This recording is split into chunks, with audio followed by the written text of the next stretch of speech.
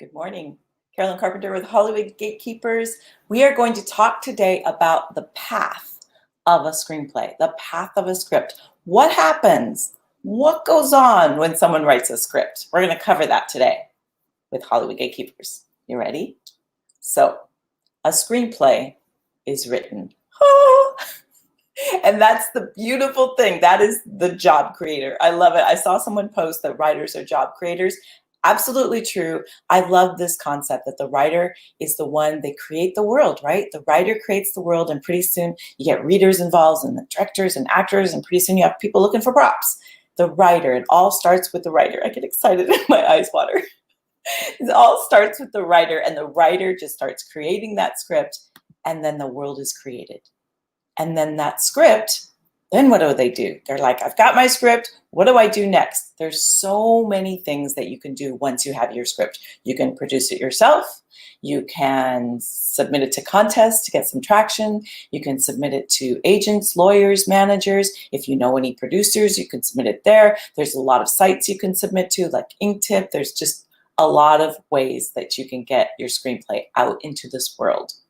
And what happens once the screenplay is out there? What goes on? The reader picks it up. And that's where a reader steps in. Hey, Doug, the reader picks it up. They read it, and they write kind of like a book report known as coverage. And then that coverage goes back to the person who asked them to read it. So sometimes a writer, and I highly recommend you do this if you are a writer, they get coverage before they even give it to anyone, which is really a good idea. So that is one place where readers really work a lot. That is one of the primary places where readers work, because it's so important for writers to get an unbiased opinion from someone they don't know instead of mom. Or actually, siblings are good because they're notoriously ruthless. So you get your sibling to tell you that you're crap. Just kidding. And then readers come in, and they're that professional that gives you a professional opinion. So definitely, if you're a writer, you should be having a reader look at your screenplay before you give it to anyone in the professional industry. So even a contest, run it by a reader first. So that's one place. Then once the reader and the writer have worked together, now the writer is going to submit that. The next level is either contests or sites that carry scripts, or places that do live reads, or they create a short film version of it. That's a very common way these days that people create a movie, is by creating a short film version of it. They make it themselves. They submit it to an agent, a lawyer, a manager. They just get it out there. So at that point, most of those places will also have a reader, a different reader that's coming through. So that script then goes to the reader. The reader writes the coverage, gives a review of that screenplay, and then they give that coverage back to, say I'm working for a producer, and a producer's asked me to read screenplays for them, because producers get so many offers. There's no way that they can handle them all. So I read them. I see, what are the good things about the screenplay? What are the things about the screenplay that need some improvement, or not? I mean, sometimes it is basic improvement, but usually it's more like, how do we get this screenplay to match being the project that we want it to be? So sometimes there's a budget constriction, or there's a certain actor they want to use, or I'm reading for an actor and they're looking for a part. So sometimes there's things where the reader can say, in order to make it work for this production company, these are the things that would have to change. So it's that kind of go between. And then that screenplay can then, so let's say it goes to an agent. So the writer submits it to an agent. There's readers there. And readers in agencies, they do two different things. They field people coming in looking for an agent and say, is this writer worthy? And not worthy, that's a terrible word. Is this screenplay, do we want to represent this person? I don't know how that slipped in. I see, and this is actually a really good example, because I am constantly moderating. Now I can't even speak because I am constantly looking at the words that I use to describe readers, and you should too if you're a reader. So when I see a word like that, I immediately noticed it of no, that's not what I mean at all. And so whenever I do a coverage, and I've done this from the very beginning, I would go through and pull out any words if that would happen. And my big lesson in learning this huge lesson was that I was reading for an agent. So in the scenario I was just describing, where I was fielding screenplays that he was considering representing. And he said, I used to come into his office. I mean, he was really old school. He's still really old school. And he wanted to meet with me, and he was just just a great guy. And he liked the hard copy version. Like, he just was an old school guy. And so, and there was something, he's very old Hollywood, so he's really fun to kind of go in and meet with. And he's still like representing writers, and he's just amazing.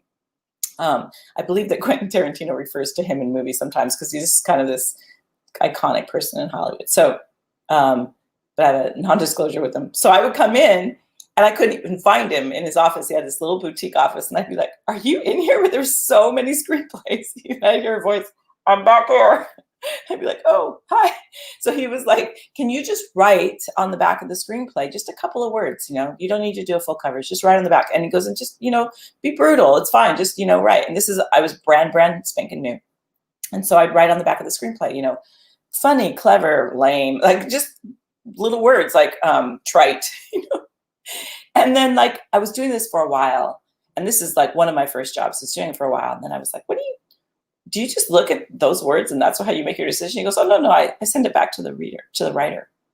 And I was just mortified that a writer was getting their screenplay back with like 20 words on the back. And I was like, "Oh, what?" And then he saw my reaction. He was like, "What?" And I was like, "Dude, that's not okay." And so then we kind of worked together to sort of like get the reading thing, a little better than that, like a lot better than that, actually. But that was a huge lesson because it made me go, okay, if I'm going to do this, I'm going to do this and I'm going to represent those writers. And so that's one job that a reader at an agency does, is they're representing people that are looking for representation from an agent, lawyer, manager.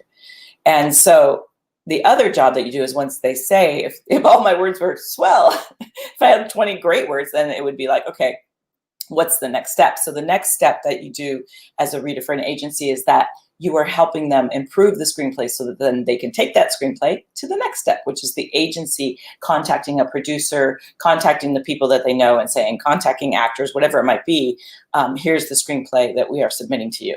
Then it goes to, you guessed it, the reader at the production company, wherever it is that the agent just sent it. So as you can see, there's several different steps. And I hope what you're seeing is, one, all the steps the screenplay goes through. So as a writer, don't take it personally, because clearly look at all the people that are involved being very subjective about what they need. And that's where you're coming from as a reader. You're coming from, what does the writer need? What does the producer need? It's a job of service. And you are putting those two things together. So they're all looking, for the things that they want, the things that they need, the kind of project they're looking for. The actor wants a certain kind of role, that the agency wants a certain kind of screenplay that they're representing. So all of that's happening. So as a writer, it's very similar. And as writers, this is your version of casting. And if you could really look at it that way, to where an actor comes in for a role, and then they get down to, if you get called back to anything as an actor, you've done your job. That is the goal, in my opinion, as an actor, is to get called back. If you get called back, that means you know your stuff, you've done your work. Because after that, because callbacks are where they bring everyone together that has a shot, everyone that's clearly done their homework, everyone that's prepared. Those are the people that get called back. The people, then in the callback, it's not about you anymore at all. It wasn't even about you to begin with, but at least to that point, that's when you are, it's up to you to do your job. So you do your job, then it becomes about so many other things, who else they're casting, what they need. Like, the same is true with the screenplay. The first thing is know your craft, learn your craft, write a good screenplay. Know your craft, write a good coverage as a reader. That's your first job. Then the next part is your version of casting, where they take that screenplay and they decide, does this fit into our world, into the screenplays that we're producing, into the things that we want to do? Does your voice fit with us? Has really little to do with, is your screenplay good or bad? It's not about that.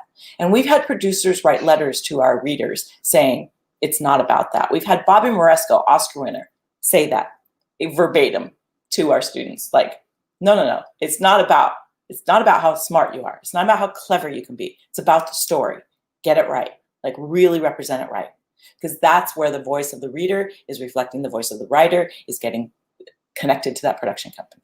So that is the basic path. And as you can see, it's like a spider web of opportunity, really. It's an opportunity spider web. So if you can look at this as a huge just rainbow of opportunity, and there's all the others, even better. It's a little more unicorny. So it's a rainbow of opportunity. And there's all these different, not one color is better than another. There's just all these different ways that you can make something happen. And so when you look at this job of being a reader, there's so many different ways you can go. And this is why I wanted to talk a little bit about the path of the script, because the reader is right there with it, marching along. Like for every step the path takes with the screenplay, the reader's right there with it. So once the screenplay gets into a production company, then there's other people, development directors, sometimes producers, other people get involved in shaping that screenplay to be the movie that they want to produce. So it's a path, right? It's a journey. There's a lot that goes on.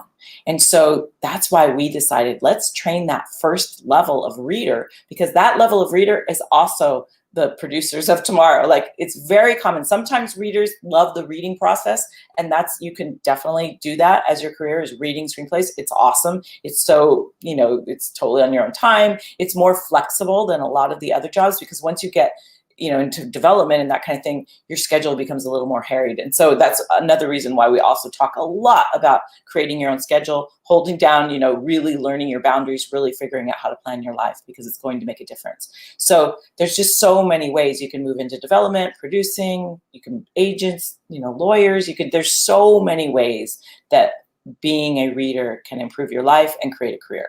So I wanted to throw that in there. We have 2 master classes where we dive really deep into all the compensation. We've been doing these quick topics about different parts of it.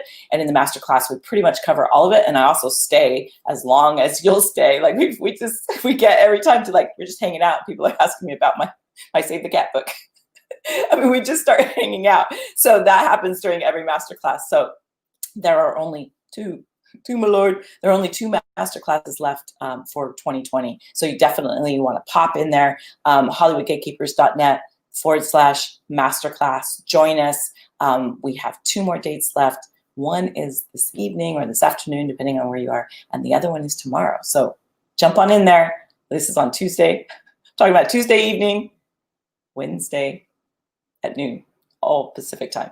So Tuesday at 4, Wednesday at noon. Pacific time, October 6th and 7th. I have to make sure I get that right. So HollywoodGatekeepers.com/or.net masterclass. Dive on in there. We will see you there. We'll stay as long as it takes to answer your questions. I hope this was helpful. Talk to you soon. Bye. Where's my button?